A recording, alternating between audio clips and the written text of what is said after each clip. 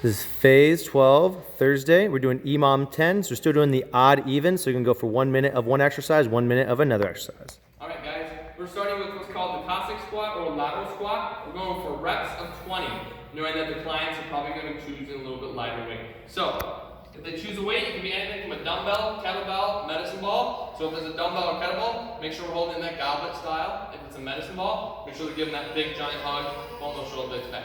So I'm going to hold this here at the chest. I'm going to go down in a nice wide stance. Most of the time it's going to be wider than what they realize they have to get into. So I'm going to get down here in my lateral squat like I'm doing. I'm going to try to keep that foot to the ground over here. And then what I'm going to do is I'm just going to rock it over for that Cossack squat. So it's 1, 2, 3, 4. Notice how I'm not coming up and out of this, okay? Some people won't be able to do this. They'll have to do the normal lateral squat. It's up, and then it's over, back down. Don't get too picky if they feel like they have to do all 10 on one leg, and then switch to 10 on the other leg. We just want to make sure that they are getting in on both legs, though, if they're going to be doing one on one side and then one on the other. Okay? So that's the Cossack lateral squat, right? So lateral squat is the modification there to regress it a little bit. And you're going to have some people who can't even do lateral squats. Let's work on the lateral shuffle, okay? 20. You're going to do 2 steps, stop. 2 steps, stop. 2 steps, stop. Notice how we're stopping, planting that foot. We're going to do 20 total of those. Then, depending on how much rest they get, minute number 2, we're going to do what's called band rotations. Band rotations, make sure you guys are starting in athletic stance, feet shoulder apart. Grab the band with the outside hand. Inside hand just covers.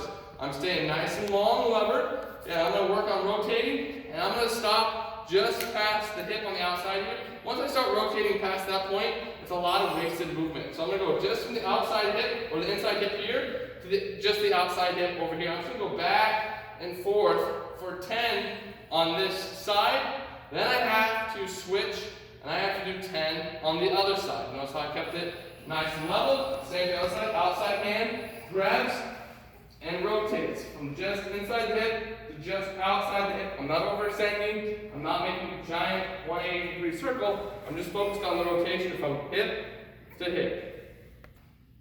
All right, guys, we're going to be doing second EMOM. We're going to be doing burpees with a jumping jack for 10. So there's different levels of a burpee.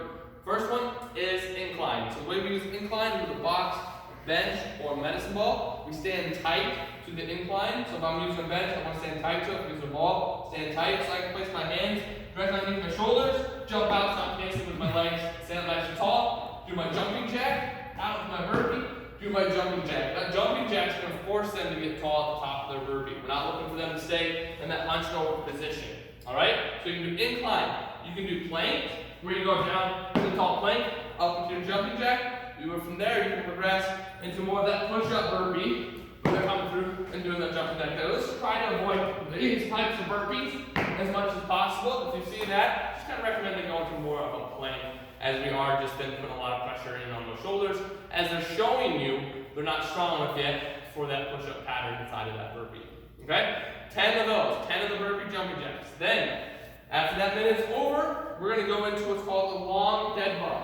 Now, when you lay down on the ground, a long dead bug is arms and legs long. Laying on your back, lift the chest up so the chin is in a nice tucked position. Then a long dead bug, you can start with literally 25% going down with just the legs. You can make it go to 50 with opposite leg, opposite arm. And this is where maybe most of the people are going to want to live as you start to get into that long dead bug. Things can get pretty challenging.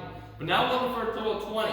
So it's a total of 20 whether it's 50%, it's a total of 20 whether it's 100%, or it's a total of 20 if it's 25% as you do that long dead bug, right? That's a pretty challenging dead bug on the court, so make sure that they're trying your best to really get those legs as straight as possible, and that'll engage, feel that stretch in the hamstrings.